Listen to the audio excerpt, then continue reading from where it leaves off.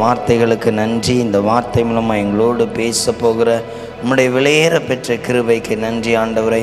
ஆண்டவரே, நீர் விசாரிக்கிறவர் என்று இந்த நாளில் சொல்லியிருக்கிறீர். உம்முடைய வார்த்தைகளும் வல்லமைகளும் வெளிப்படட்டும். இயேசுவின் வல்லமை எங்களோடு இடைபட ஒப்பு கொடுக்கிறேன். இந்த நாளில் மறுபடியும் ஆண்டவர் பேசுகிறார். உனக்கு தடையாயிருக்கிற காரியம் இனி நிலை நிற்காது. நீ முடியாது என்ற சூழ்நிலையின் காரியங்களை கர்த்தர் உங்களுக்கு நேர்த்தியாய் வாய்க்க செய்வார். ஆண்டவருடைய கிருபை இரக்கங்கள் பிள்ளைகள் ஒவ்வொருவரையும் ஆசீர்வதிக்கட்டும். இயேசுவின் நாமத்தில் பிதாவே, ஆமென். அல்லேலூயா. இன்றைக்கு ஆண்டவர் நமக்கு கொடுத்திருக்கிற வார்த்தை, அவர் உங்களை விசாரிக்கிறவர் ஆனபடியால் உங்கள் கவலைகளை என்ன பண்ணுங்க, அவர் மேல் வைத்து விடுங்க. இயேசு நம்மை விசாரிக்கிறவர். நம்முடைய கவலைகள், நம்முடைய சூழ்நிலைகளை விசாரிக்கிறார். அப்படின்றால் என்ன?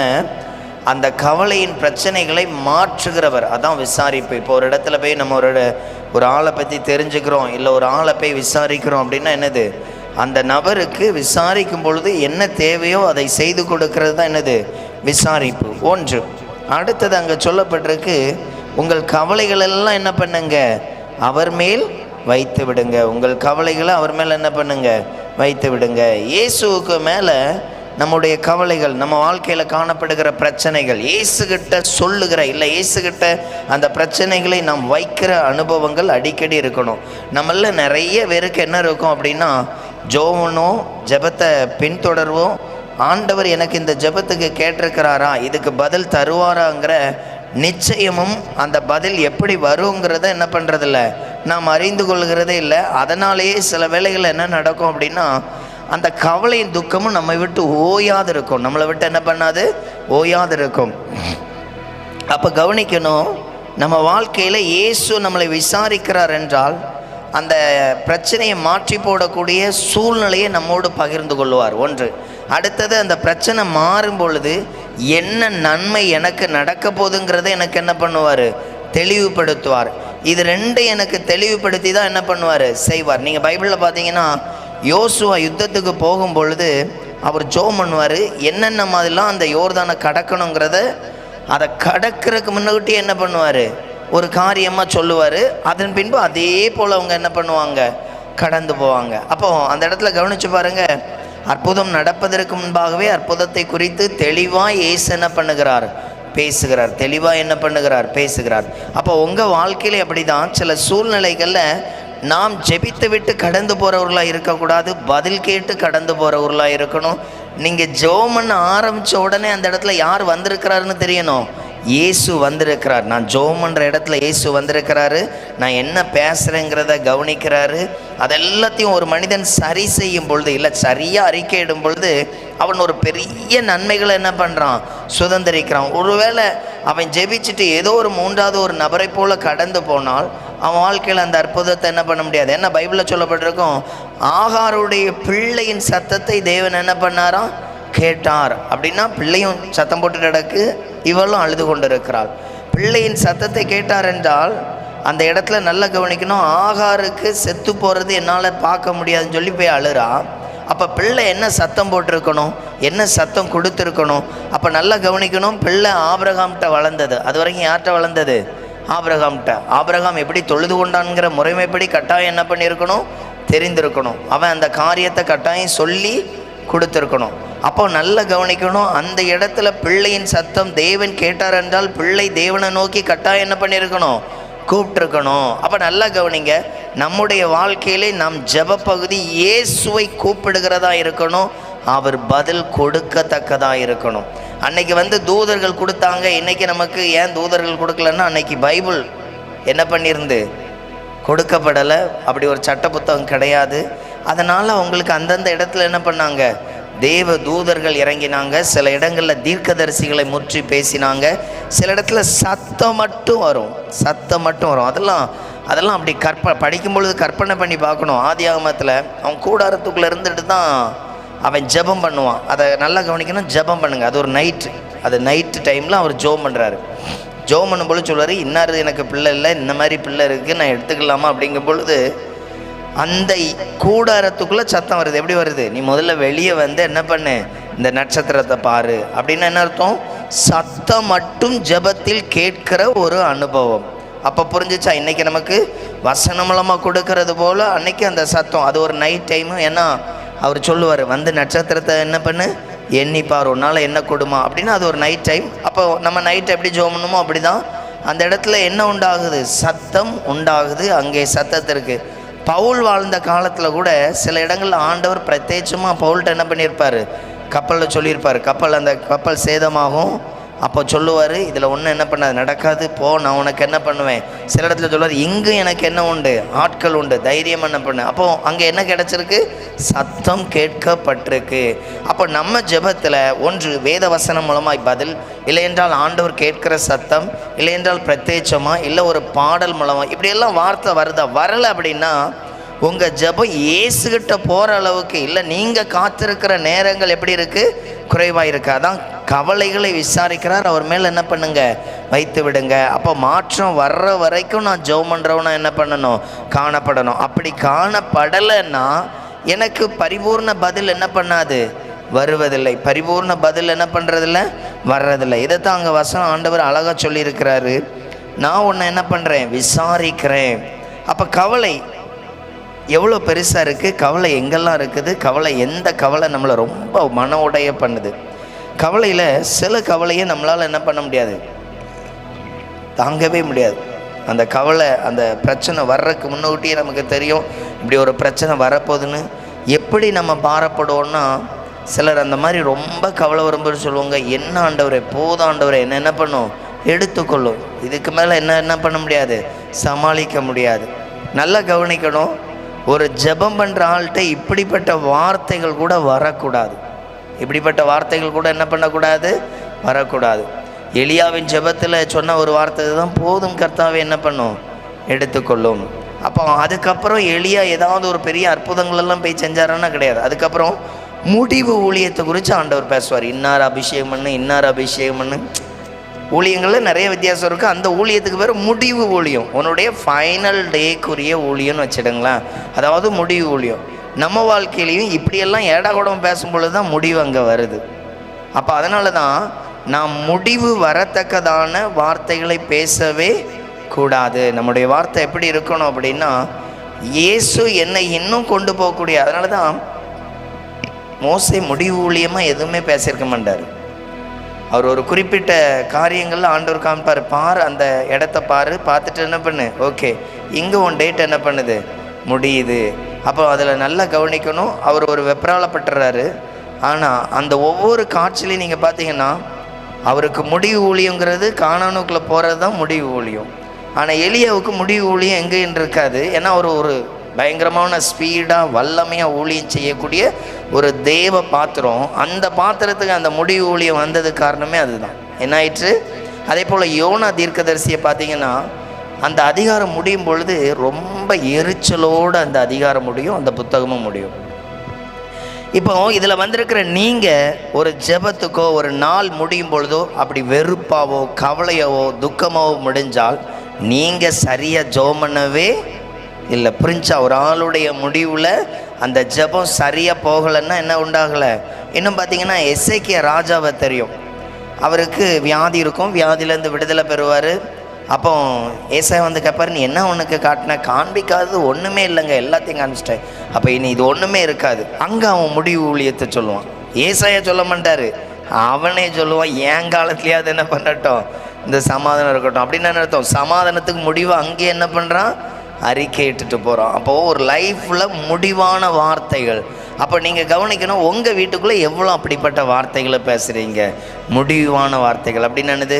சிலவங்க சொல்லுவாங்க, எப்போதும் இங்கே கஷ்டம் இருந்துகிட்டு தான் இருக்குது, ஒரு நாளாவது பூரணப்படுறோமா, ஒரு நாளாவது சமாதானப்படுறோமா. சமாதானம் எவ்வளோ இருந்திருக்கும், பட் அந்த வார்த்தைகள் எப்படி தான் அறிக்கையிடுவோம், அப்படி அறிக்கையிடுவோம். சில வேளைகளில் சில பிள்ளைகளை திட்டும் பொழுதே இது ஒரு சொல்லு கேட்கலை, கேட்ட சொல்லு ஏதோ 10ல் 1க்கு பிள்ளைகள் கீழ்ப்படிஞ்சிருக்காது. ஆனால் நம்ம எப்படி சொல்லுவோம், ஒன்றுமே கேட்கல, 5 வருஷம் கழித்து ஒன்றுக்குமே கேட்காது, அது ஒன்றுக்குமே என்ன பண்ணாது, கீழ்ப்படியாது.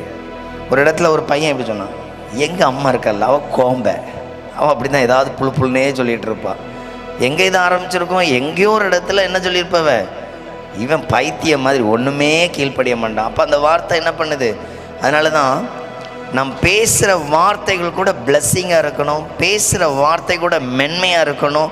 ஒருத்தரையும் அது காயப்படுத்திடக்கூடாது, ஒருத்தரையும் என்ன பண்ணிடக்கூடாது, அது கஷ்டப்படுத்திடக்கூடாது. அவ்வளோ அழகாக என்ன பண்ணணுமா, பேசணுமா.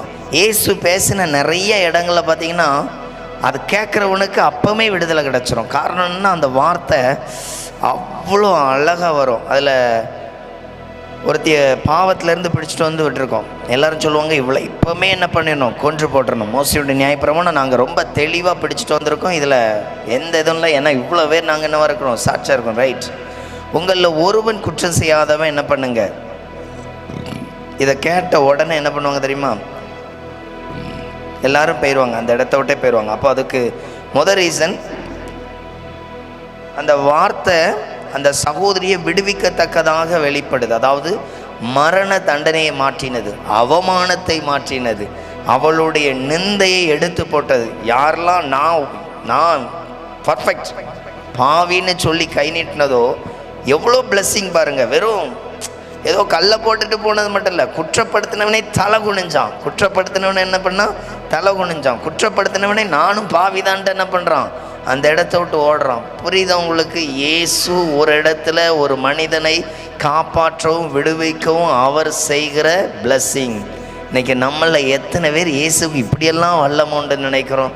நமக்கு ஒரு அவமானம் வந்துட்டா, நமக்கு ஒரு பிரச்சனை வந்துட்டா காப்பாற்ற முடியாது, இந்த அவமானத்தோடு தான் நடக்கும்னு நினைக்கிறோம். அவருடைய வார்த்தையை யாரும் வேலி போட முடியாது, அவருடைய ஞானத்தை யாரும் பிடிச்சு காட்ட முடியாது. அவர் ஒரு இடத்துல அற்புதம் செய்யணும்னு நினச்சிட்டா அங்கே யார் மதில் போட்டு வச்சாலும் என்ன பண்ண முடியாது. ஒரு முறை ஒரு இராணுவ வீரர்கள் ஒரு இடத்துல வந்து பயிற்சி எடுக்க வந்தாங்களாம். அங்கே நிறைய பறவைகள் இருந்துச்சான், வாத்து போல் இருந்துச்சான், அது பறக்க முடியாத பறவைகள். இவன் என்ன பண்ணான்னா, அந்த ட்ரைனிங்கில் டெய்லி தேவைக்கு பிடிச்சு அடித்து எல்லாத்தையும் காலி பண்ணிட்டான்லாம். கடைசி பறவை சாகும் பொழுது நினச்சிச்சான், நம்ம தப்பு பண்ணிட்டோம். கடைசி பறவை சாகும் பொழுது நினச்சான், நம்ம தப்பு பண்ணிட்டோம். ஏன்னா அது ஒவ்வொரு கண்டம் விட்டு கண்டம் போகிற ஒரு பறவையாம். ஒரு தீவில் அதுக்கு ஏற்ற ஃபுட்டெல்லாம் கிடைச்ச உடனே அங்கேயே இருந்து அங்கேயே சாப்பிட்டு அங்கேயே வாழ்ந்து அப்படியே வாழ்ந்து பழகி கடைசியில் பறக்கிறத மறந்துட்டு, பறக்கிற சுபாவத்தை என்ன பண்ணிட்டு மாற்றிட்டு, அந்த பறக்கிற பறவைகள், சில பறவைகள் வந்து எப்போமாவது ஒருக்கா பறக்கும், சில பறவைகள் ஓட தான் செய்யும், சில பறவைகள் பறக்கும் பொழுது கூட அப்படி தாரமாக பறக்கும். இதெல்லாம் சில பறவைகளில் நீங்கள் பறவைகள் ஒவ்வொன்றா கவனிச்சிங்கன்னா ஒவ்வொன்று சில பறவைகள் அந்த ரெக்கை அடிக்கவே செய்ய ராக்கெட் மாதிரி போகும், அது ஒரு வெரைட்டி. சில பறவைகள் மேலே தான் இருக்கும், இலையை விட அந்த மரத்தில் இருக்க இலையை விட சொத்தோடு இருக்கும், சத்தம் பார்த்திங்கன்னா வெளியே இருக்கிற ஆளுக்கும் கேட்கும். பறவைகள் தன்னுடைய தன்மைகள், இதை தன்னுடைய தன்மைகளை இழந்ததுனால கடைசியில் அது இன்றைக்கும் நம்மளும் அப்படி தான் ஜெபிக்கிற ஒரு ஜெப வீரராக இருக்கிற வரைக்கும் ஜெயம் உண்டாயிட்டே இருக்கும். ஒரு இடத்துல நம்ம ஜெபம் பண்ணி ஜெயிக்கணும், இல்லை ஜெபம் பண்ணி என் வாழ்க்கை மாறுங்கிறது இருக்கிற வரைக்கும் தான் அவன் என்ன பண்ண முடியும், நிறைய மாற்றத்தை பார்க்க முடியும். அவன் ஜெபிக்கிற காரியங்களில் டவுன் ஆகும் பொழுது, இல்லை அப்படி ஒரு சூழ்நிலை வரும் பொழுது அவனுக்குள்ள அவிசுவாசம் நிறைஞ்சு கிடக்கும், அவனுக்குள்ள நம்பிக்கை இல்லாமல் போயிடும், அவனால் சில காரியத்தை ஜெயிக்கலாம் அப்படிங்கிற ஒரு சூழ்நிலையை என்ன பண்ணாது, வராது. அப்போ அந்த இடத்துல யோசிச்சு பாருங்க, அந்த பிள்ளைக்கு மேலே இருந்த அவமானம், அதாவது நல்லா கவனிக்கணும், அது எவ்வளோ பெரிய இதாக இருக்கும். எல்லாரும் எப்படி நின்றுருப்பாங்க, அதில் வந்தவங்க பாதி பேர் யார், பெரிய ஆட்கள். பெரிய ஆட்கள்னால் அந்த ஏரியாவில் பெரிய நபர்கள், அவ்வளோ பேரும் தலை குனிஞ்சாங்களாம். எப்படி இருந்திருக்கும் அதை யோசித்து பாருங்க. அவ்வளோ பேரும் தலை குனிஞ்சு, சின்ன பசங்க வந்திருக்கிறாங்க, அதில் படும் பெரியோர் முதல் சிறியோர் வதை கல்லை போட்டுட்டு என்ன பண்ணிட்டாங்க. அப்போது அவ்வளோ பேருக்கு என்ன உண்டாயிற்று, பாவிக்கு முன்பாக நானும் பாவிதான்னு தலை குனிய வச்சு என்ன பண்ணார். அப்போது இதே போல் தான் சில இடத்துல உங்களை அவமானப்படுத்துகிறவங்க இருப்பாங்க, சிலர் உங்களை குற்றப்படுத்துகிறவங்க இருப்பாங்க, நிந்திக்கிறவங்கள காணப்படுவாங்க. உனக்கு இது வரவே செய்யாதுன்னு 1000 நேரம் அறிக்கையிட்டுக்கிட்டே இருப்பாங்க. தேவனுக்கு பிரியமா இல்லை, தேவன் எனக்கு அற்புதம் செய்வார்னு உங்கள் பிரயாணத்தை தொடங்குனீங்கன்னா எவ்வளோ பெரிய தடையாக இருந்தாலும் அதை ஜெயிச்சு வெளியே வர உங்களால் என்ன பண்ணும் முடியும். அதனால தான் ஆண்டவர் சொல்கிறாரு, நான் உன்னை விசாரிக்கிறேன், உன் கவலையெல்லாம் என்ன பண்ணு என் மேலே வச்சிரு. அப்போ அந்த கவலை இயேசுவுக்கு மேலே வைக்கும் பொழுதே என்ன வந்துடும் தெரியுமா, பதில் கிடைக்கும். இந்த காரியத்தை இப்படி செய்வேன், இந்த காரியத்தில் உனக்கு நன்மையானதை தருவேன். இந்த எண்ணங்கள் தான் நிறைய மாற்றங்களை கொண்டு வரும். அப்போது இன்றைக்கி நம்மள எத்தனை பேர் பதில் வருகிறது, பதில் வர்ற அளவுக்கு என்ன பண்ணுறோம், ஜெபம் பண்ணுறோம். அதனால தான் நான் சொன்னேன், சிலருடைய வாழ்க்கையில் அவர்கள் கடைசியாக அந்த ஊழியத்தை முடிக்கிற மாதிரி பேசியிருப்பாங்க. அந்த ஊழியத்தை முடிக்கிற மாதிரி. சிலருடைய வாழ்க்கையில் அந்த ஊழியம் இன்னும் ரன்னிங் பண்ணுற மாதிரி என்ன பண்ணியிருப்பாங்க, பேசியிருப்பாங்க. நீங்கள் நல்லா கவனிச்சிங்கன்னா, கேஆஸ்ட்டை சொல்லுவார், நாகமான் இருக்கிற குஷ்டம் ஒன்றையும் சந்ததிட்டையும் பிடிக்கட்டுங்கும் பொழுது அப்படியே தலை குனிஞ்சு போயிருப்பார். ஐயா காப்பாற்றுங்கன்னு உதவி கேட்டிருக்கவே மாட்டார். அப்படின்னு என்ன அர்த்தம், அந்த இடத்துல அவருடைய முடிவை வாங்கிட்டு என்ன பண்ணுறாரு, போகிறார். அப்போது இதில் இருக்கிற உங்களை கவனிங்க, நீங்கள் முடிவை வாங்குகிறவர்களாக இருக்கக்கூடாது. தேவனிடத்துலேருந்து புதிய புதிய திட்டங்கள், புதிய புதிய வார்த்தைகளை பெற்றுக்கொண்டுக்கிட்டு என்ன பண்ணணும், கடந்து போகணும். நீங்கள் பவுலுடைய ஒவ்வொரு புத்தகத்தை பார்த்தீங்கன்னா ஒவ்வொன்றுலையும் நிறைய கருத்துக்களை பேசியிருப்பார். நம்மளால் ஒரு வசனத்தை ஏகப்பட்ட விளக்கங்கள் கேட்டு பிரசங்கம் கேட்டிருப்போம். அப்போ பவுலோட எவ்வளோ கருத்துக்களை கொடுத்துருப்பாரு, எவ்வளோ பேசியிருப்பார், எவ்வளோ அனுபவத்தை கற்றுக் கொடுத்துருப்பாரு. எங்கேயாவது குறைவு இருந்துச்சா, புதுசாக என்ன பண்ணுது. அப்போ ஆண்டவர் அப்படி தான் நம்மளை என்ன பண்ணுறாரு. அதனால தான் நான் உன்னை என்ன பண்ணுறேன், விசாரிக்கிறேன், நான் உன்னை மறக்கலை. அடுத்தது சில காரியங்களை நம்மளை ஆயத்தப்படுத்துகிற தன்மைகள். 6வது வசனம்,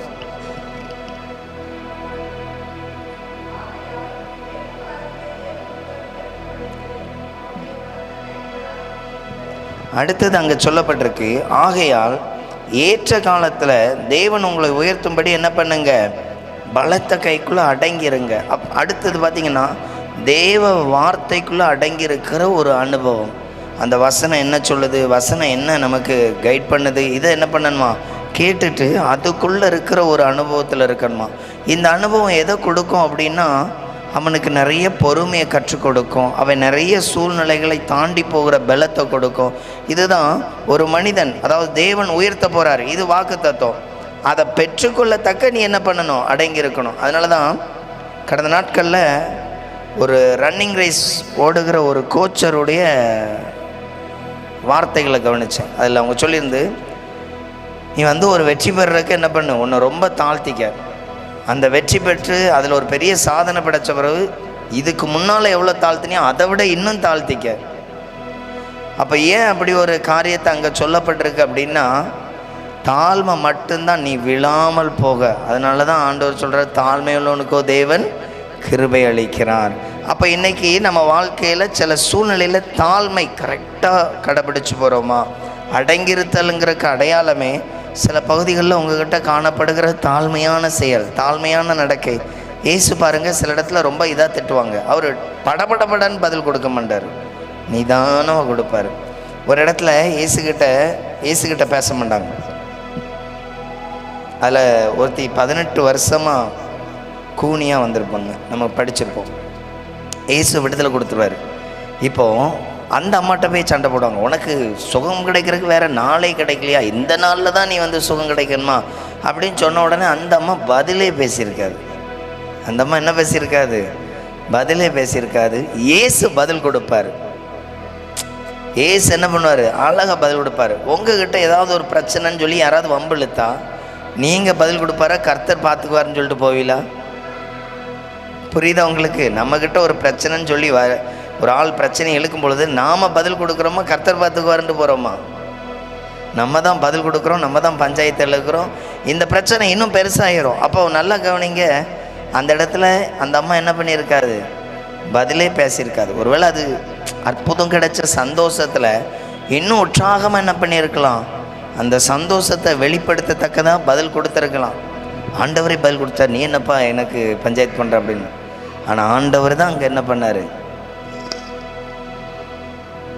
மற்றபடி பெண்கள் பைபிளில் நிறைய பேசுகிறது இருக்காது. அதில் அது ஒரு முக்கியமான ஒரு பகுதி. ஏன்னா இயேசு கூட மரியாதை பார்த்து, ஸ்திரீயே உனக்கும் எனக்கும் என்ன அப்படின்னு சொல்கிறக்கு அந்த வார்த்தைக்கு நீங்கள் விவிலியமில் அந்த பகுதிக்கு ஸ்டார் வச்சு வரும். விவிலியம் பைபிள் எடுத்து படிச்சிங்கன்னா தெரியும், அந்த பகுதியில் ஸ்டார் வச்சுருக்கோம். ஸ்டார் வச்சா எபிரேயர் மொழியில் அதுக்கு வேறு அர்த்தம் அப்படின்னு போட்டிருக்கோம். அப்படின்னா என்ன அர்த்தம்னா, கணத்துக்குரிய அம்மாவாம். எப்படிக்குரிய அம்மா இல்லை, கூட, அதாவது என்னை பெற்றெடுத்த தாய்ங்கிற அடையாளம் கிடையாது, கணத்துக்குரிய அம்மா. நம்ம ஒரு கொஞ்சம் பெரியவங்களை கொஞ்சம் மதிப்பாக சொல்லுவோம்ல, அம்மா நீங்கள் போங்க, அவங்க நான் இதை தூக்கிட்டு வருவாங்க, இல்லை அவங்க அதை பேசுவாங்க. அம்மா நம்ம அம்மா கிடையாது, வேறு எதுவும். கனமாக அந்த வார்த்தை என்ன பண்ணுறோம், சொல்லுகிறோம். இதே போல தான் அந்த இடத்துல இயேசு என்ன சொல்கிறாராம், ஸ்ரீயே உனக்கு. ஏன்னா யூதர்களுக்குள்ளே என்ன இருக்காதான்னா இந்த வேர்டு இருக்காதான், பெண்களுக்கு கனம் கொடுக்குற பகுதி இருக்காதான். இயேசு எல்லாரையும் நேசிக்கிறாராம். அதனால் என்ன பண்ணியிருக்கிறாரு, அந்த வார்த்தையை கனத்துக்குரிய வார்த்தையை என்ன பண்ணியிருக்கிறாரு, பேசியிருக்கிறார். அப்போ இயேசு எப்படியெல்லாம் பேசுகிறாரு, தாழ்மையாக பேசுகிறாரு, ரொம்ப கனம் பண்ணி பேசுகிறாரு. அடங்கியிருக்கிறேன் அப்படிங்கிறக்கு அடையாளமே இது ஒன்று தான்.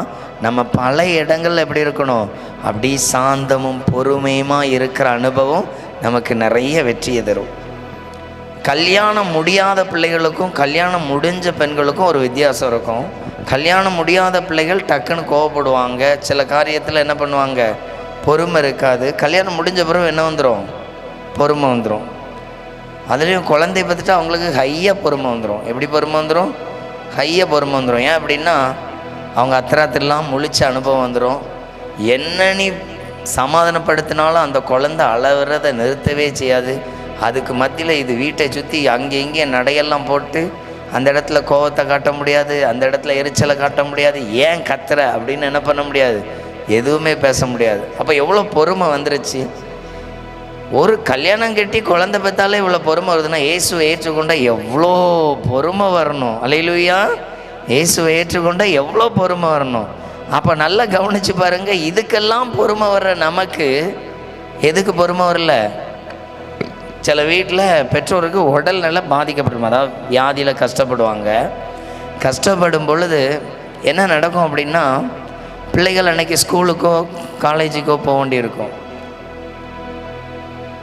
அப்போ என்ன நடக்கும் அப்படின்னா, இந்த பிள்ளைகளுக்கு உணவெல்லாம் சமைச்சு கொடுத்துட்டு அடுத்தாப்பில் என்ன பண்ணுவாங்க தெரியுமா, மறுபடியும் ரெஸ்ட் எடுப்பாங்க.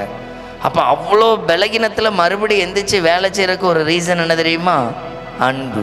புரியுதா உங்களுக்கு, அன்பு. அப்போது இயேசுக்கு நீங்கள் அடங்கியிருக்கிற ஒரு வாழ்க்கை எவ்வளோ அழகாக இருக்கும், எவ்வளோ நல்லா இருக்கும். அப்போ இந்த அடங்கியிருக்கிற ஒரு சுபாவம், இந்த அடங்கியிருக்கிற ஒரு பகுதி உங்ககிட்டலாம் காணப்படுதா? அதனால தான் சொன்னேன், இயேசு அந்த இடத்துல கேள்வி கேட்டுக்கிட்டே இருப்பாங்க அந்த அம்மாவை பார்த்து, உனக்கு குணமாகறதுக்கு இவ்வளோ நாள் இருக்கும் பொழுது நீ ஏன் இன்னைக்கு வந்து அற்புதம் பெற்றுக்கொண்ட அப்படின்னு. ஆனால் அந்த இடத்துல இயேசு அழகாக பதில் கொடுப்பார். எப்படி கொடுப்பார் தெரியுமா, உங்கள் வீட்டில் ஒரு கழுதையோ வந்து குண்டில் விழுந்தால் நீ தூக்கி விட மாட்டியா, இப்படி செய்ய மாட்டியா அப்படி கேட்டுட்டு அடுத்தது என்ன பண்ணுவார் அப்படின்னா அழகாக பதில் கொடுப்பார். சாத்தான் கட்டி வச்ச இந்த அம்மாவை என்ன பண்ண வேண்டாமா, அதுலேயும் நல்லா கவனிக்கணும், ஆண்டவர் அவ்வளோ சப்போர்ட் பண்ணுறாரு, நமக்கு சப்போர்ட் பண்ண மாட்டாரா? நமக்கு சப்போர்ட் பண்ணுவாரா பண்ண மாட்டாரா? எத்தனை பேருக்கு அந்த விசுவாசம் இருக்குது? நல்லா கவனிங்க. ஒரு அம்மா வாலிபன் இறந்து போயிட்டான், பாடையில் தூக்கிட்டு போகிறாங்க. சில ஒழுங்கு முறைகள் சடங்காச்சரியம் இதெல்லாம் வச்சுட்டு எல்லாரும் அழுதுகிட்டே போகிறாங்க. அந்த அம்மாவுக்கு வாலண்டியரை போய் ஆண்டவர் உதவி செஞ்சார். நம்ம கூப்பிட்டுக்கிட்டே இருக்கிறோமே, நமக்கு எவ்வளோ அற்புதம் செய்வார்.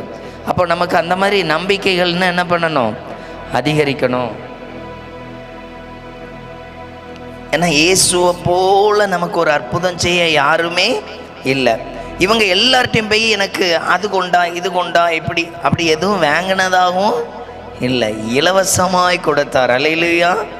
ஆனால் நம்மள இந்த மாதிரிலாம் நம்பிக்கை இருக்கணும். ஐ எம் ஃப்ரீ, எனக்கு இந்த அற்புதம் இலவசமாக தருவார், இந்த ஆசீர்வாதம் இலவசமாக தருவார், இந்த காரியத்தில் என்னெல்லாம் போட்டு இதுங்க பண்ணுறார், அவர் கட்டாயம் என்ன பண்ணுவார். இப்படி இயேசுக்கு மேலே நீங்கள் வைக்கிற நம்பிக்கை நிறைய இடங்களில் அற்புதங்களை கொண்டு வரும், நிறைய இடங்களில் என்ன கொண்டு வரும், மாற்றத்தை கொண்டு வரும். அதனால தான் ஒரு மனிதனுடைய நம்பிக்கை கிறிஸ்துவுக்கு மேலே வந்துட்டு அப்படின்னா ஒரு பெரிய கடலே அவனுக்கு முன்பாக நின்னாலும் அவனுக்குள்ள பயமே இருக்காது. அல்லேலூயா. ஏன்னா தேவன் இந்த காரியத்தை, அதான் நீங்கள் நல்லா கவனிக்கணும். பேதுரு கடலில் நடக்கும் பொழுது, கடல் பைபிள் அப்படி இல்லை, ஒருவேளை கடல் அப்படி பேசியிருக்கோம். ஆண்டவர் சொல்லியிருக்கிறாரு, பேதுரு நடக்க போகிறான், இப்போ அவனை தூக்கி பிடிக்கணும். பேதுரு என்ன பண்ணணும், தூக்கி பிடிக்கணும். பேதுரு கொஞ்சம் தள்ளி போய் கடல் அலைய பார்க்குறான்.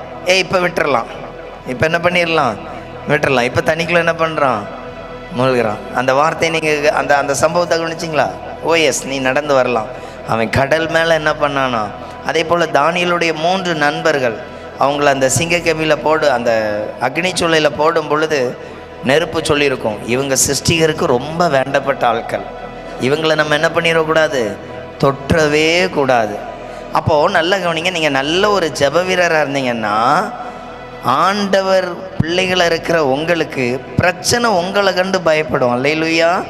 போராட்டம் உங்களை கண்டு பயப்படும். நம்ம அதுக்கு என்ன பண்ண வேண்டியதில்லை, பயந்துருக்க வேண்டியதில்லை. ஏன்னா தேவன் அவ்வளவு அழகாக உங்களை என்ன பண்ணுவார், நடத்துவார். அதனால தான் அந்த இடத்துல போட்டிருக்கு, அவருடைய பலத்த கைக்குள்ளே என்ன பண்ணுங்க, அடங்கிருங்கள். அடுத்தது 5வது வசனம் வாசிங்க.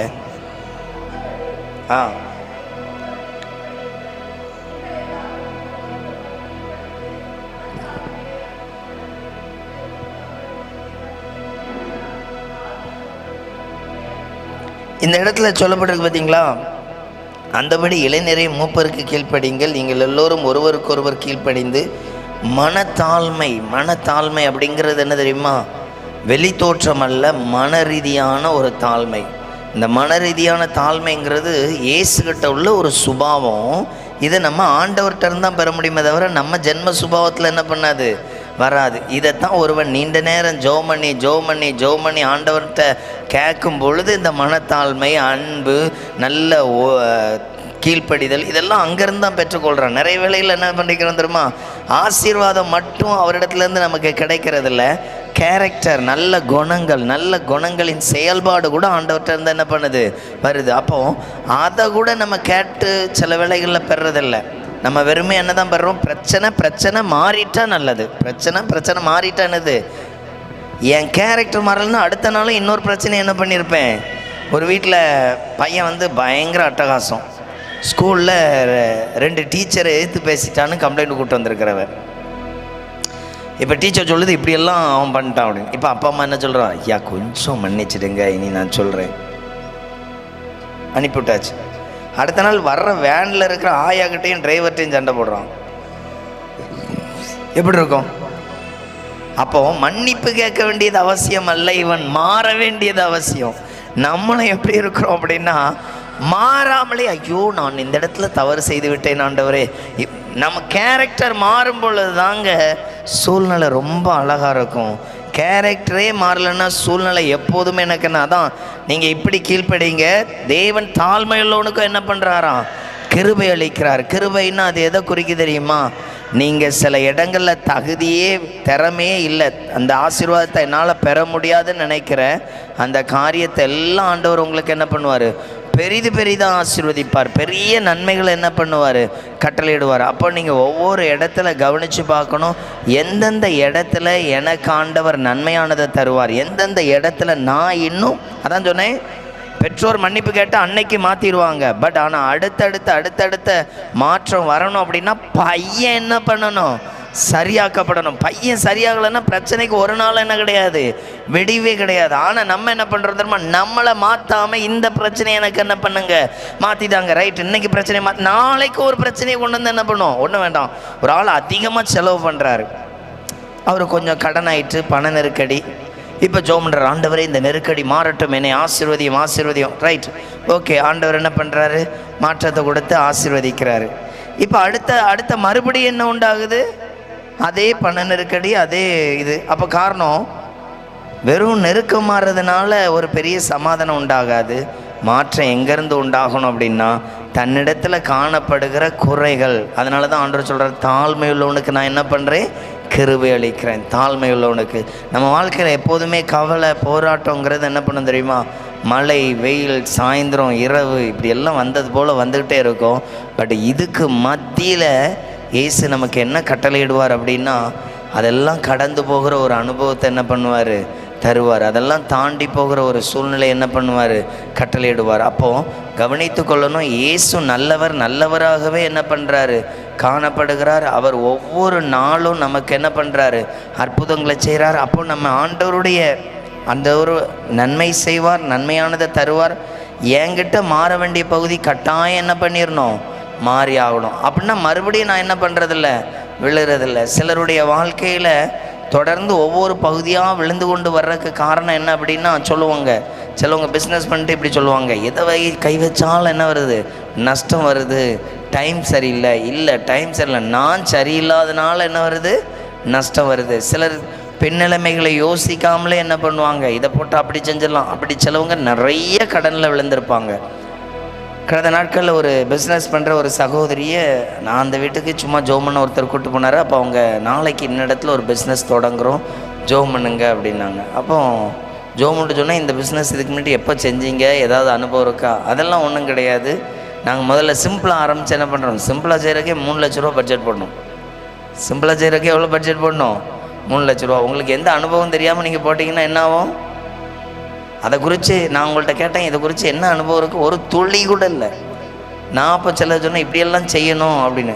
அப்படியே பிரதர், ஏன்னா அவங்க ஒரு ஜிப்ஸு கடை வெளியூரில் போய் வைக்கிறாங்க, வேறு மாவட்டத்தில். அப்போ அவங்க சொன்னாங்க அங்கேயே ஜிப்ஸு போடுற கடைலாம் கிடையாது. அப்போ அதனால் என்ன பண்ணுறோம், நாங்கள் அந்த கடையை அங்கே போய் இங்கேருந்து மாஸ்டர் கூட்டு போய் நடத்த போகிறோம். அப்போ எவ்வளோ சம்பளம் மாஸ்டர்? ஒரு நாளைக்கு 1400 ரூபா. எவ்வளோ சம்பளம் ஒரு நாளைக்கு? எவ்வளோ? நான் சொன்னேன் முதல்ல அவ்வளோ ஓடுமா அப்படின்னு. அவ்வளோ ஓடாது, பட் ஆனால் கொஞ்ச நாள் கழிச்சு என்ன ஆயிரும், பிக்கப் ஆயிரும். அப்போ நான் சொன்ன காரியம், முதல்ல மாஸ்டர் என்ன பண்ணாதீங்க, எடுக்காதீங்க. இங்கேருந்து ஜிப்ஸ் என்ன பண்ணுங்க, ஆர்டர் எடுத்து அந்த ஊருக்கு கொண்டு போய் என்ன பண்ணுங்க, சேல்ஸ் பண்ணுங்க. அப்போனா இந்த 1400 ரூபா டெய்லி என்னது தான், குறைவு தான். ஒருவேளை விற்கிறது எப்படி விற்குது, என்ன அதிகமாக விற்குதுங்கிறது என்ன பண்ணாது, தெரியாது. அப்போ நல்லா கவனிங்க, அனுபவம் இல்லாமல் செஞ்சால் அந்த தொழில் எப்படி தான் கொண்டு விடும். அதில் வேறு அதுக்கு முன்னாடி அவங்க நிறைய நஷ்டம் அடைஞ்சிருக்கிறாங்க, நிறைய இடத்துல என்ன பண்ணியிருக்கிறாங்க, நஷ்டம் அடைஞ்சிருக்காங்க. அப்போ வாழ்க்கையில் எப்போவுமே கவனிக்கணும். ஒரு சரி இயேசு இப்படி ஒரு காரியத்தில் நமக்கு ஒரு அனுபவத்தை தருவாரா? பைபிளில் இதை குறித்து எங்கேயாவது சொல்லியிருக்கா, இந்த காரியத்தை இப்படி நான் நடத்துவேன் அப்படின்னு? நல்லா கவனிக்கணும். ஒரு மனிதனுக்கு ஆவிக்குரிய இதில் நல்ல ஒரு ஃபெல்லோஷிப் இருந்துச்சுன்னா தெரியாத காரியத்திலும் ஜெயம் பெறுவான். இது பைபிளில் இருக்குது. தாவீது ஆடு தான் மேய்ச்சிக்கிட்டு இருந்தான். அவன் கோலியாத்துக்கிட்ட நிற்கும் பொழுது அவன் ரொம்ப தைரியமாக சொன்ன வார்த்தை என்ன அப்படின்னா, நீ எந்த தேவனை இழிவாக பேசுகிறியோ அந்த தேவனுடைய நாமத்தை கொண்டு உன்னை என்ன பண்ணுவேன், நான் ஜெயிப்பேன். காரணம் அவனுக்குள்ளே இருந்த அபிஷேகம், அவனுக்குள்ளே இருந்த தைரியம். ஆனாலும் அவன் 2 ட்ரைனிங் எடுத்திருக்கிறான். யாரெல்லாம் ட்ரைனிங் எடுத்திருக்கிறான்? கரடிகிட்ட ஒரு ட்ரைனிங் எடுத்திருக்கிறான், சிங்கத்திட்ட ஒரு ட்ரைனிங் எடுத்திருக்கிறான். இதெல்லாம் பார்க்கும் பொழுது இந்த கோலியாத்து ஒன்றும் கிடையாது. புரியுதா உங்களுக்கு? இந்த கரடியும் சிங்கத்திட்டையும் நான் ட்ரைனிங் எடுத்ததுனால இவன் என்ன கிடையாது. ஆனால் இதை யாரும் பார்த்தாங்களா? பார்க்கல. கரடிகிட்ட சண்டை போட்டதை வேற யாரும் விளம்பரப்படுத்தல, அவனே தான் விளம்பரப்படுத்தணும். நான் கரடியை என்ன பண்ணியிருக்கேன். அப்போது அந்தரங்க ஜபம், அந்தரங்க ஒரு ஸ்பிரிச்சுவல் வாழ்க்கை ஸ்ட்ராங்காக இருந்தால் தான் வெளிய ரங்கத்தில் நீங்கள் அழகாக ஜெயிக்க முடியும். இந்த கரடியும் சிங்கத்தையும் எங்கே தான் ஜெயித்தான்? அவனுடைய தனிப்பட்ட வாழ்க்கையில். நீங்கள் தனிப்பட்டதில் நல்ல ஒரு ஜப வீரராய் நல்லா கவனிக்கணும். ஒரு ஆள் 1 மணி நேரம் 1.5 மணி நேரம் டெய்லி ஜெபம் பண்ணுறதை கண்டினியூ பண்ணாலே அது ஒரு பெரிய யுத்தம் தான். அந்த 1.5 மணி நேரம் ஜெபத்தை கண்டினியூ பண்ணி லைஃப்பில் நடத்தி கொண்டு போகிறாங்களா, அதுவே ஒரு சக்ஸஸான ஒரு அந்தரங்க யுத்தம். அதுலேயே அவன் ஃபெயிலியர் ஆனான்னா அவன் வெளியரங்கமாக ஒரு காரியத்தை என்ன பண்ண முடியாது, சாதிக்க முடியாது. அப்போது அந்த இடத்துல தாவீது இதுதான் ஃபர்ஸ்ட் கிளாஸ். அதனால தான் கோலியாத்தை ரொம்ப நேரம்லாம் சண்டை போடலை, கண்ணிமைக்கும் நேரத்தில் வீழ்த்திட்டான். காரணம் அவனிடத்துல இருந்த அந்த ஜெயமுள்ள ஒரு லைஃப். அப்போ நம்மளையும் கவனிக்கணும். நம்ம அந்தரங்கம் எவ்வளோ அழகாக இருக்குது, இந்த அந்தரங்கம் எவ்வளோ அழகாக சண்டை போட்டு இல்லை, அந்தரங்கத்தில் நம்முடைய ஜெபம் எவ்வளோ அருமையாக இருக்குங்கிறத என்ன பண்ணிவிடணும், தெரிந்து கொள்ளணும். அந்தரங்கத்திலேயே நம்மளால் ஜெயிக்க முடியலன்னா வெளியரங்கத்தில் சிலவங்க சரியாக ஜெபம் பண்ணவே மாட்டாங்க. அவங்கள்ட்ட போய் கேட்டுட்டு நீங்கள் இவ்வளோ பிரச்சனையில் இருக்கிறீங்களா, என்ன செய்ய போகிறீங்க அப்படின்னு கேட்டால் அவங்க சொல்கிற வார்த்தை ஆண்டவர் பார்த்துக்குவார். ஆண்டவர் பார்த்துட்டே தான் இருப்பார் கடைசி வரைக்கும். நம்ம தான் என்ன பண்ணணும், ஒவ்வொரு இடத்துலையும் கவலைப்பட்டுட்டு இருக்கணும். ஆண்டவர் என்ன ஆசீர்வதிக்கணும் அப்படின்னா என் அந்தரங்கத்தில் இருக்கிற யுத்தத்தை அதான் நல்லா கவனிக்கணும். அதிகாலை உங்களை முடக்கிற ஒரு குளிர் மாதிரி ஒரு சுபாவம் வரும், அதை அடித்து ஜெயிக்கணும். புரியுதா உங்களுக்கு? அதை அடித்து ஜெயிக்கணும். நைட்டு சரீர ரீதியாக பயங்கர சோர்வு இருக்கும், காலை முழுவதும் வேலை செஞ்சு அந்த சோர்வான நேரத்தை நீங்கள் அடித்து ஜெயிக்கணும். ஜபம் பண்ணும் பொழுது ஃபயரான அனுபவம் இருக்கணும். இது ஒரு யுத்தகலம். இப்படி நீங்கள் நின்றுட்டீங்கன்னா உங்கள் வாழ்க்கையில் அதான் நல்லா ஜெபம் பண்ணுறவங்க வாழ்க்கையில் எங்கேயுமே சோம்பேறியாக இருக்க மாட்டாங்க. அல்லேலூயா. நல்லா ஜெபம் பண்ணுறவங்க எங்கேயுமே என்ன இருக்க மாட்டாங்க, சோம்பேறியாக இருக்க மாட்டாங்க. அவங்க செய்கிற ஒவ்வொரு காரியமும் ஸ்பீடாக செய்வாங்க. அப்போது நல்லா கவனிக்கணும், நம்மக்கிட்ட இந்த அனுபவங்கள் இந்த மாதிரி ஒரு அந்தரங்கத்தில். அதனால தான் அந்த வார்த்தை சொல்லப்பட்டிருக்கு, அந்தபடியே இளைஞரே மூப்பருக்கு கீழ்ப்படிங்கள், நீங்கள் எல்லோரும் ஒருவருக்கொருவர் கீழ்ப்படிந்து மனத்தாழ்மையை அணிந்து கொள்ளுங்கள். அது எப்படி இருக்கணுமா, ஒரு ட்ரெஸ்ஸு போல் இருக்கணுமா. ஒரு ட்ரெஸ்ஸு போல் இருந்து என்ன பண்ணிக்கிடணும், நீங்கள் அதை வைத்து கொள்ளணும். அடுத்தது அங்கே சொல்லப்பட்டிருக்கு, தேவன் தாழ்மையுள்ளவருக்கும் என்ன பண்ணுறாராம், கிருபை அளிக்கிறார். அப்போ இதில் வந்திருக்கிற உங்கள் ஒவ்வொருவருடைய வாழ்க்கையிலையும் ஆண்டவர் ஒரு அளவில்லாத கிருபையை வைத்திருக்கிறார். நீங்கள் இந்த நாட்களில் எந்தெந்த பகுதிகளில் இன்னும் நான் ஒரு நன்மையை பெற முடியல அப்படின்னா உங்களை நீங்கள் என்ன பண்ணணும், அதான் விசுவாசம் ரொம்ப பெருசாக என்ன பண்ணணும் இருக்கணும். விசுவாசம், ஏன்னா இயேசு எப்படி அற்புதம் செஞ்சார், அவ்வளோ அழகாக செஞ்சுருக்கிறார், அவ்வளோ நேர்த்தியாக செஞ்சுருக்கிறார். பைபிளில் இயேசு செஞ்ச அற்புதங்களே சில அற்புதங்கள் வெளியே தெரிஞ்சிருக்காது. அந்த அற்புதங்கள் சீசர்களுக்கும் அவங்களுக்கு மட்டும்தான் இருக்கும். அதில் பார்த்திங்கன்னா கானானி ஸ்திரீ வந்திருப்பா, அந்த அம்மாட்ட கண்டுக்கவே மாட்டார். கூட போகிற சீசர்களுக்கே ரொம்ப கவலையாயிரும். ஐயோ இயேசு அப்படியே அமைதியாக போகிறார, இந்த அம்மாவுக்கு எந்த பதிலும் கொடுக்கலையே, பாவம் இல்லை அப்படின்னு சொல்லிட்டு ரெக்கமெண்ட் பண்ணுவாங்க. அவளுக்கு ஏதாவது சொல்லி அனுப்போம், பாவம் எங்கேருந்தே வந்துக்கிட்டே இருக்க நம்ம பின்னால். அதை பைபிளில் சொல்லியிருக்கோம். அவள் ரொம்ப எஃபெக்ட் போட்டு தான் பிள்ளையுடைய மரண ஓலத்தை அங்கே என்ன பண்ணுறா, வெளிப்படுத்துகிறா. எந்த அளவுக்கு கதறி இருப்பா. இதை நீங்கள் எப்படி எடுத்துக்கிடலாம், ஒரு ஜெப நேரத்தில் அவ்வளோ பாரத்தோடு ஜெபம் பண்ணுகிற ஜெபம், ஒரு ஜெப நேரத்தில் அவ்வளோ பாரத்தோடு ஏறெடுக்கிற ஒரு ஜெபம். அந்த ஜெபம் பண்ணிக்கிட்டு போயிட்டே இருக்கு, அந்த ஜெபம் பண்ணி போயிட்டே இருக்கு. இப்போ இயேசு சொல்கிறாரு, ஏம்மா உனக்கு நான் என்ன பண்ண முடியாது, ஆசீர்வாதம் தர முடியாது, சாரி, என்ன கிடையாது, உனக்கு அற்புதமே கிடையாது. ஓ ஏன் கிடையாது, அது நான் இன்னாருக்கு தான் என்ன பண்ணியிருக்கிறேன், வந்திருக்கிறேன், இன்னாருக்கு கொடுக்க முடியாது. ஓ அப்போ நான் யாருன்னு என்ன பண்ணேன் எனக்கு தெரியும், நான் அடிமை, ரைட். அப்போ உங்கள் வீட்டில் டேபிளில் மீதமாகிறது பக்கெட்டில் கொட்டுறதெல்லாம் யாருக்கு தான், எனக்கு தான். அதை தந்துட்டு போங்க, அதெல்லாம் என்ன பண்ணுங்க, தந்துட்டு போங்க. வா என்ன ஒரு விசுவாசம், இப்போவுமே உனக்கு விடுதலை. அப்போது அந்த ஜெபத்தை ஞானமாய் கையாண்ட முறைகள். அப்போ இயேசுகிட்ட நிறைய ஆசீர்வாதம் இருக்குது, இயேசுகிட்ட நிறைய நன்மைகள் இருக்குது, இயேசுகிட்ட நிறைய அற்புதங்கள் இருக்குது. நாம் அந்த அற்புதங்களை பெறுவதற்கு எப்படியெல்லாம் விண்ணப்பம் பண்ணுறோம், எவ்வளோ நம்பிக்கையோடு இருக்கிறோம், எவ்வளோ உறுதியாக இருக்கிறோம், எவ்வளோ ஜெபம் பண்ணுறோம். அந்த ஜெபம் நமக்கு நிறைய மாற்றங்களை என்ன பண்ணோம், கொண்டு வரும். அப்போது இயேசு நமக்கு ஒரு பெரிய அற்புதம் செய்ய என்ன பண்ணுறாரு, காத்து இருக்கிறார், அவர் ஆயத்தமாக இருக்கிறார். கடந்த நாட்களில் ஒரு இடத்துல ஜெபம் பண்ண போக வேண்டியிருந்து, அப்போ போகிறக்கு முன்னாடி சில காரியங்களை ஒப்பு கொடுத்தேன், ஜெபம் பண்ணேன். இனி என்ன பண்ணணும், கடந்து போகணும், இனி அந்த இடத்துல போய் ஜெபம் பண்ணணும். அப்போது அங்கே ஜெபம் பண்ணிட்டு வந்துட்டேன். அதுக்கப்புறம் அவங்க சொன்ன நிறைய காரியங்கள், இந்த வார்த்தை இவங்களுக்கு போச்சு, இந்த வார்த்தையில் இவங்களை ஆண்டவர் என்ன பண்ணார், பேசினார், பலப்படுத்தினார், தேற்றினார். அப்போ நல்ல கவனிங்க, ஆண்டவர் எல்லா இடத்துலையும் அவருடைய அன்பை வெளிப்படுத்த எப்போவுமே ஆயத்தமாக இருக்கிறார். அவர் யாரை புறக்கணிக்கவோ தள்ளவோ சூழ்நிலை இல்லை. ஒவ்வொரு நேரமும் உங்களுக்கு என்ன செய்கிறாரு, அற்புதம் செய்கிறார். அப்போ நம்மளுடைய விசுவாச நம்பிக்கை எப்படி இருக்குன்னா, இயேசு இன்றைக்கும் எனக்கு என்ன பண்ணுவார், அற்புதம் செய்வார், என் கவலைகள் என்ன பண்ணுவார், விசாரிப்பார். அப்படியே நம்ம எழுந்திருக்கலாமா? அந்த வேலையில் செபிக்க போகிறோம். சரி, எல்லாரும் அப்படியே எழுந்திருக்கலாம். நம்ம அப்படியே செபிக்க போகிறோம், கண்களை மூடிக்கொண்டு. ஆவியானவருடைய வல்லமை, ஆவியானவருடைய கிருபை, ஆவியானவருடைய பலன். இயேசுவே உங்கள் நன்மைகள் என்னை தாங்கட்டும், இயேசுவே எனக்கு ஒரு கிருபை, இயேசுவே எனக்கு உங்கள் கிருபை வெளிப்படணும். ஏசப்பா உங்கள் நன்மைக்குள்ளே ஒப்பு கொடுக்குறோம். எல்லோரும் அப்படியே கண்களை மூடி ஆண்டவரை நோக்கி பாருங்கள். நீங்கள் அழுகிற இடங்களில் இயேசு உங்கள் கண்ணீரை துடைக்க முடியும். நீங்கள் அழுகிற இடங்களில் இயேசு உங்களுக்கு விடுதலையை கொடுக்க முடியும். நீங்கள் கவலைப்படுற இடங்களில் இயேசு உங்களுக்கு மாற்றத்தை கட்டளையிட முடியும். அப்பாவுடைய வல்லமை, அப்பாவுடைய கிருபையின் பலன். ஒவ்வொருவரும் அப்படியே ஸ்தோத்திரம் பண்ணுங்க. நான் இன்னும் என் பாதை சரியில்லை ஏசப்பா, இன்னும் நான் ரொம்ப கவலைப்படுறேன், இன்னும் நான் ரொம்ப கஷ்டப்படுறேன் ஏசப்பா, எனக்கு எவ்வளோ கஷ்டம் இருக்குன்னு என் இருதயத்தை பார்க்குற உங்களுக்கு தெரியும். நான் ரொம்ப மனமடைந்து போயிருக்கிறேன், என்னால் இந்த போராட்டத்தை தாங்க முடியல ஏசப்பா, என்னால் இந்த பிரச்சனையை சமாளிக்க முடியல ஏசப்பா. ஆண்டவரை நோக்கி கூப்பிடுங்க. என்னால் இந்த போராட்டத்தை சமாளிக்க முடியல, என்னால் இந்த பிரச்சனையை சமாளிக்க முடியல. இன்னைக்கு உங்கள் ஜெபம் புதிதாய் தொடங்குகிறதா இருக்கட்டும், உங்கள் வாழ்க்கையில் ஒரு புதிய ஆரம்பத்தை கொண்டு வருகிறதா இருக்கட்டும். ஆரம்பம் அற்பமாக இருந்தாலும் முடிவு சம்பூர்ணமாக இருக்கும். இயேசுவுக்கு உங்களை ரொம்ப பிடிக்குங்க. இயேசு எந்த இடத்துலையும் உங்களை கைவிட மாட்டார். இயேசு எந்த இடத்துலையும் உங்களை விட்டு விலக மாட்டார். அவர் நேச கிருபையை வெளிப்படுத்துகிறவர். அவர் ஆசீர்வாதத்தின் அன்பை வெளிப்படுத்துகிறவர். அவர் நன்மையானதை கட்டளையிடுகிறவர். அந்த இயேசுவை பார்த்து சொல்லுங்க, ரொம்ப கஷ்டமா இருக்கு ஏசப்பா, ரொம்ப பாரமா இருக்கு ஏசப்பா, என்னால தாங்க முடியல ஆண்டவரே, என்னால தாங்க முடியல ஏசப்பா. என் சூழ்நிலையை மாற்ற உங்களால் மட்டும்தான் முடியும். என் சூழ்நிலையை மாற்ற உங்களால் மட்டும்தான் முடியும் ஆண்டவரே. உங்கள் நன்மையின் கரங்கள், கிருபையின் கரங்கள்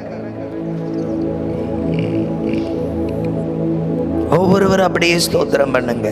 ஆண்டவர் இன்னைக்கு சொல்லி அனுப்பின வார்த்தை அதுதான். என் பிள்ளைகள் ரொம்ப கவலையாக இருக்கிறாங்க, என் பிள்ளைகள் ரொம்ப பாரத்தோடு இருக்கிறாங்க, மிகுந்த வேதனையோடு இருக்கிறாங்க. அவர்கள் வேதனையை மாற்ற நான் வல்லமை உள்ளவர், அவர்களுடைய துக்கங்களை மாற்ற வல்லமை உள்ளவர். எந்த காரியத்தை கண்டு பயப்படுறீங்க, எந்த காரியத்தை கண்டு சோர்ந்து போயிருக்கிறீங்க, எந்த காரியத்தை கண்டு நடுங்கிறவங்களா இருக்கிறீங்க, கலங்காதீங்க, கலங்காதீங்க. இயேசு உங்க நடுவில் இருக்கிறார். இயேசு உங்களுக்கு அற்புதத்தை செய்ய, இயேசு உங்களுக்கு ஆசீர்வாதத்தை வெளிப்படுத்த, இயேசு உங்களுக்கு தயவை வெளிப்படுத்த, இயேசு உங்களுக்கு இரக்கத்தை வெளிப்படுத்த ஆண்டவருடைய கரங்கள், ஆண்டவருடைய கிருபைகள். எல்லாரும் அப்படியே ஸ்தோத்திரம் பண்ணுங்க, எல்லாரும் அப்படியே ஸ்தோத்திரம் பண்ணுங்க.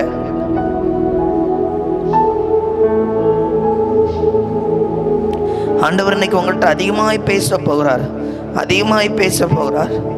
ஒரு தாயாரை குறித்து மறுபடியும் பேசுகிறார்.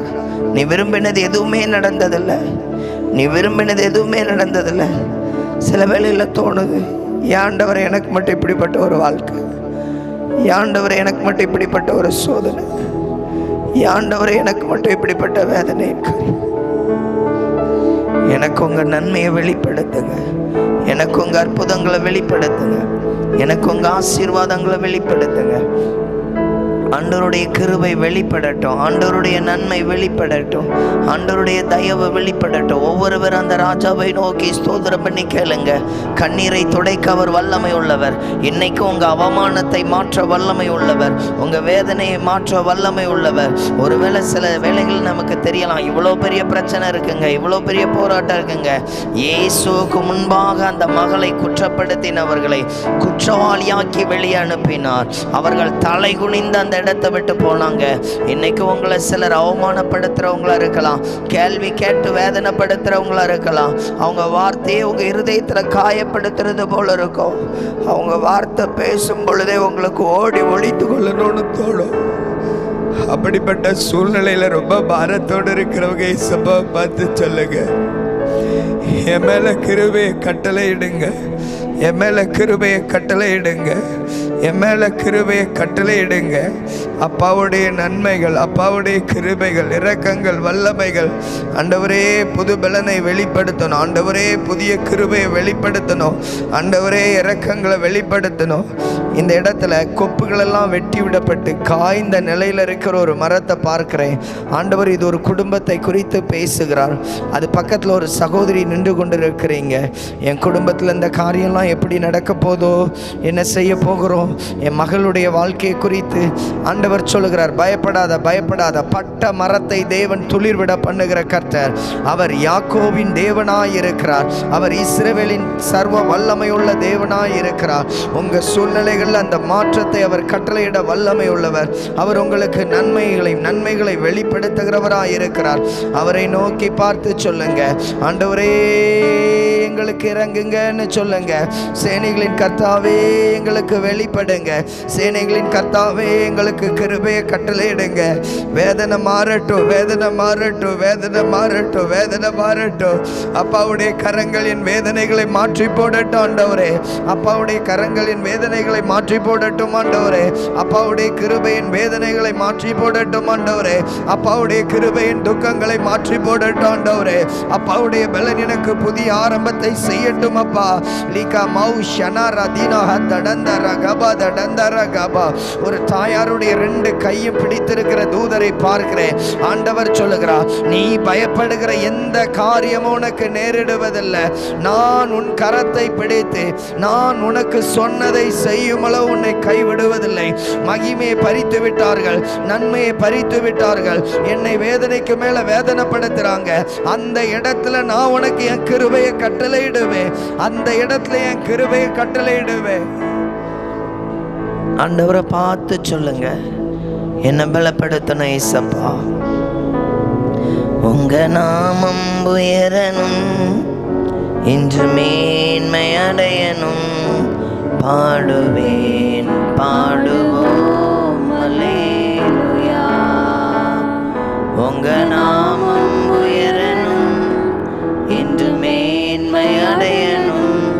பாடுவேன் பாடுவோம் அல்லேலூயா.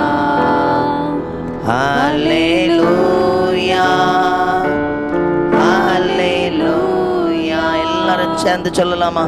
அல்லேலூயா அல்லேலூயா. யாவே யாவே அல்லே அல்லேலூயா. யாவே அல்லே அல்லேலூயா. பெருங்காற்று பெருங்காற்று அடங்கி போகும், எக்கடலும் வழி திறக்கும். எல்லாரும் நீங்க மாத்திர சத்தத்தை வைத்தே. கண்மலையும் கரைந்து போகும், பெருங்காற்று அடங்கி போகும், எக்கடலும் வழி திறக்கும். உங்க நாமம் உயர்த்தும் போது கண்மலையும் கரைந்து போகும். இயேசுவே எல்லாரும் சேர்ந்து சொல்லலாமா?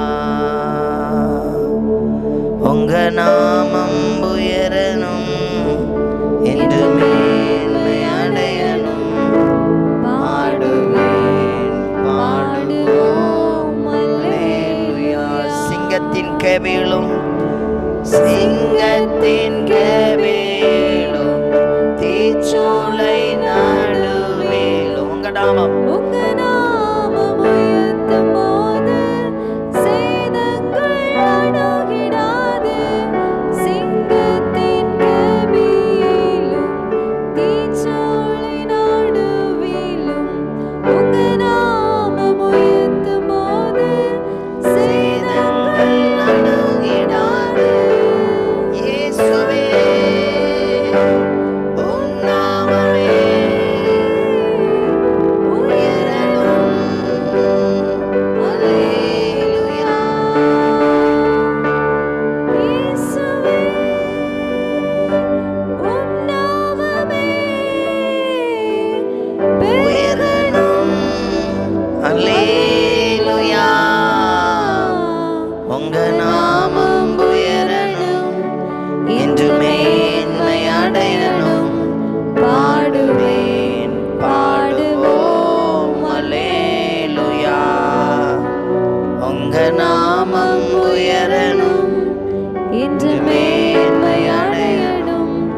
பாடுவேன் பாடுவோம் அல்லேலூயா. இயேசு உங்களோடு பேசும்படியாய் கடந்து வந்திருக்கிறார். அவர் உங்களோடு இடைபடுகிற வார்த்தையை இப்பொழுது நாம் கேட்க போகிறோம். அப்படியே எல்லாரும் கண்களை மூடி ஆண்டவர் என்னோடு இடைபடணும், ஆண்டவர் என்னோடு வெளிப்படணும். கர்த்தர் சொல்லுகிறார், உன் சிங்காசனம், உன்னுடைய இருக்கை உன் குடும்பத்தில் அநேகரால் தள்ளிவிடப்பட்டது. இன்றைக்கும் நீ தள்ளி வைக்கப்பட்ட ஒரு பாத்திரமாய், மற்றவர்களோடு நீ இணையக்கூடாதபடி ஒரு சபிக்கப்பட்ட ஒரு பொருளை போல ஒதுக்கி போடப்பட்டிருக்கிறது. ஆனால் ஜெபம் பண்ணும் பொழுதெல்லாம் ஆண்டவர் சொல்கிறாரு, நான் உன்னை நேசிக்கிறேன், நான் உன்னை உயர்த்துவேன்னு சொல்கிறாரு. ஏன் ஆண்டவர், அப்போ எவ்வளோ நாள் நான் அழுதுகிட்டே இருக்கிறேன், எவ்வளோ நாள் நான் விழுந்து போன பாத்திரமா இருக்கிறேன். ஆண்டவர் மறுபடியும் சொல்கிற வார்த்தை, நீ உருவாக்கப்பட்டு கொண்டிருக்கிறாய். உருவாக்கப்பட்டு முடிந்த பிறகுதான் ஒரு இருக்கை, ஒரு சிங்காசனம் அப்படியே நேர வைக்கப்பட்டிருக்கும்.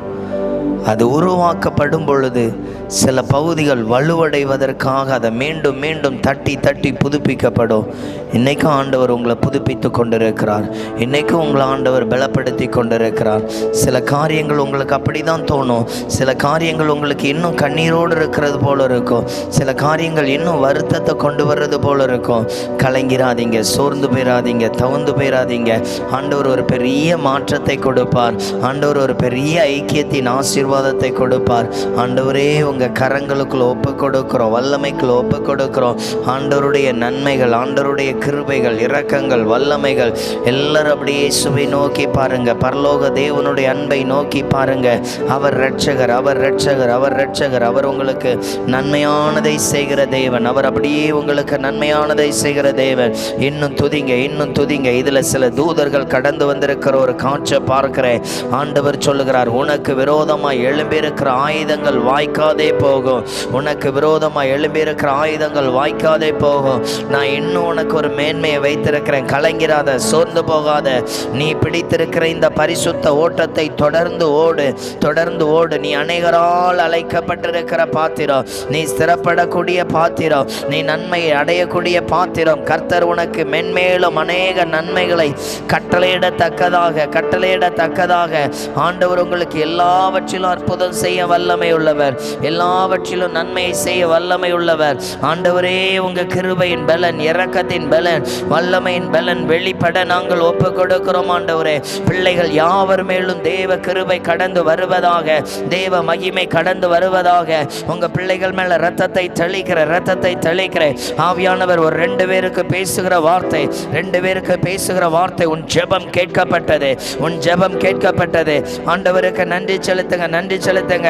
அன்பு சகோதரியே, நான் முன்னிருந்து உன் காரியத்தை நடப்பிப்பேன், நான் முன்னிருந்து நடப்பிப்பேன். கலங்காத, கர்த்தர் இருக்கிறார்.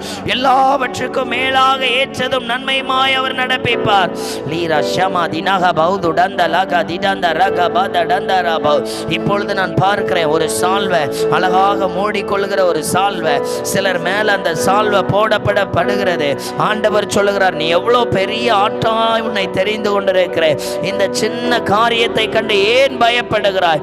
எழுந்திரு சியோனே, எழும்பினில், நீ செய்ய வேண்டிய காரியங்கள் இன்னும் அதிகமாயிருக்கிறது. ரிகா திடந்த லகா திடந்த ராதினா கபௌ துடந்த ரபௌ.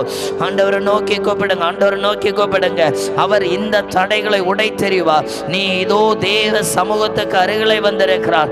பயப்படுகிற நாட்களுக்கு வேண்டாம், கவலைப்படுகிற வேலைக்கு வேண்டாம். கர்த்தர் உங்கள் நடுவே புதிய காரியத்தை செய்வார், புதிய அதிசயத்தை செய்வார், புதிய அற்புதங்களை செய்வார். அவர் செய்ய போகிற நன்மைகள் பெரிதாயிருக்கும் என்று கர்த்தர் சொல்லுகிறார்.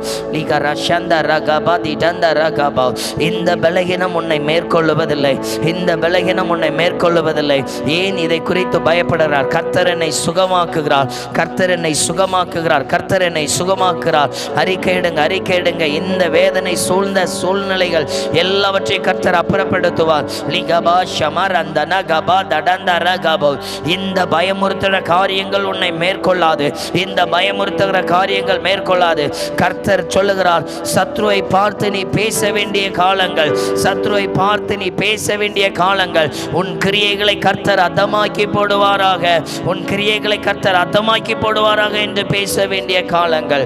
ஆண்டவரே, உங்க கிருபைக்குள்ள ஒப்பு கொடுக்கிறோம் அப்பா, உங்க கிருபைக்குள்ள ஒப்பு கொடுக்கிறோம். எல்லாரும் அப்படியே ஸ்தோத்திரம் பண்ணுங்க, எல்லாரும் அப்படியே ஸ்தோத்திரம் பண்ணுங்க. இந்த இடத்துல ஆவியான ஆவியானவர் ஒரு புது பலத்தோடு வருகிறார். சிலருக்கு யுத்த பலனை கட்டளையிட போகிறார். எல்லாரும் ஆவிக்குரிய வாழ்க்கையில பலன் வேணுங்கிறவங்க இன்னும் முக்கியத்துவம் கொடுங்க. இன்னும் முக்கியத்துவம் கொடுங்க. ஜெபம் பண்ணுங்க. பட்டயை மேந்திய சில தூதர்கள் உங்கள் நடுவே கடந்து வர்றாங்க. அவர்கள் பட்டயத்தை எப்படி கொண்டு வர்றாங்கன்னா தங்களுடைய 2 கைகள் அதை உயர்த்தி பிடித்தாப்புல கொண்டு வர்றாங்க. ஆண்டவர் சொல்கிறார், சிலர் அப்படி நான் பலப்படுத்த போகிறேன், சிலர் அப்படி பலப்படுத்த போகிறேன். நீ கேட்கிற காரியங்கள் அதை நீ பெற்றுக்கொள்ளத்தக்கதாக ரிகா தட சந்த ரக தடந்த லக தடந்த ரப தட துடக பந்த ரக பத டந்த லக பத ரதன சந்த ரகபா.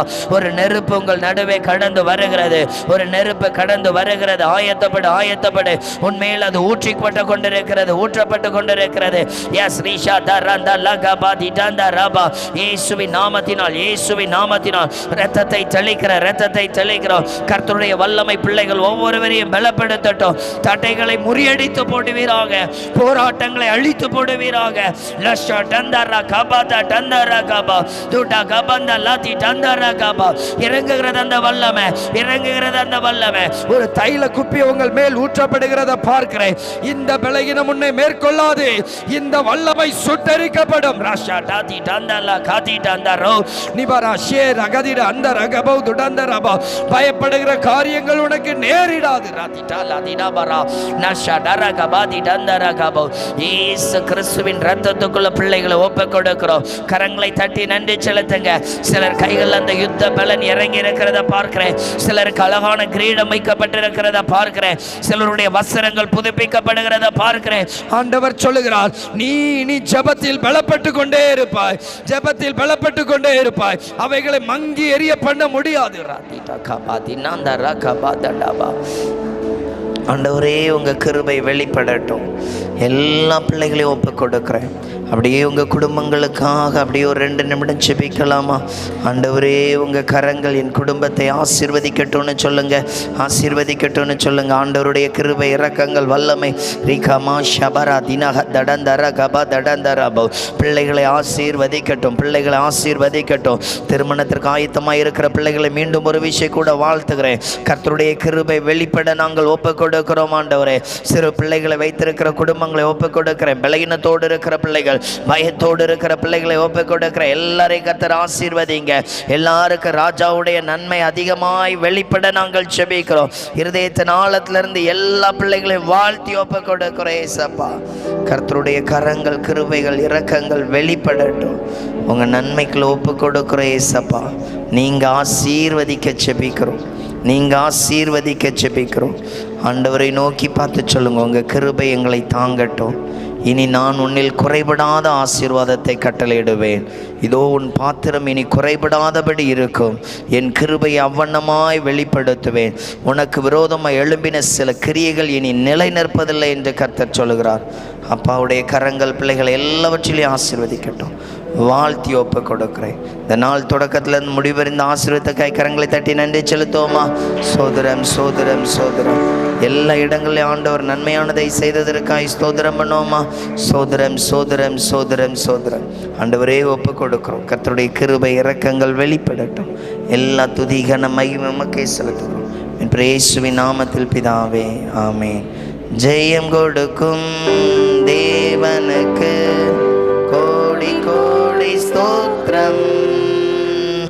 வாழ்வளிக்கும் இயேசு ராஜாவுக்கு வாழ்நாளெல்லாம் ஸ்தோத்திரம். ஜெயம் கொடுக்கும் தேவனுக்கு கோடி கோடி ஸ்தோத்திரம். வாழ்வளிக்கும் இயேசு ராஜாவுக்கு வாழ்நாளெல்லாம் ஸ்தோத்திரம்.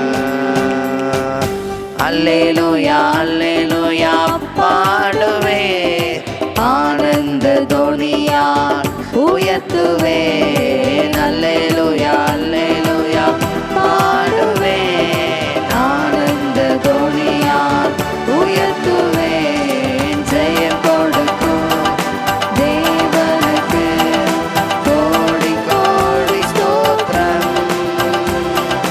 வாழ்வளிக்கும் இயேசு ராஜாவுக்கு வாழ்நாளெல்லாம் ஸ்தோத்திரம். அல்லேலூயா அல்லேலூயா அல்லேலூயா. என் ஆத்மாவே கர்த்தரை ஸ்தோத்திரி, என் முழுவலுமே பரிசுத்த நாமத்தை ஸ்தோத்திரி. என் ஆத்மாவே கர்த்தரை ஸ்தோத்திரி. கர்த்தர் செய்த சகல உபகாரங்களையும் மறவாதே.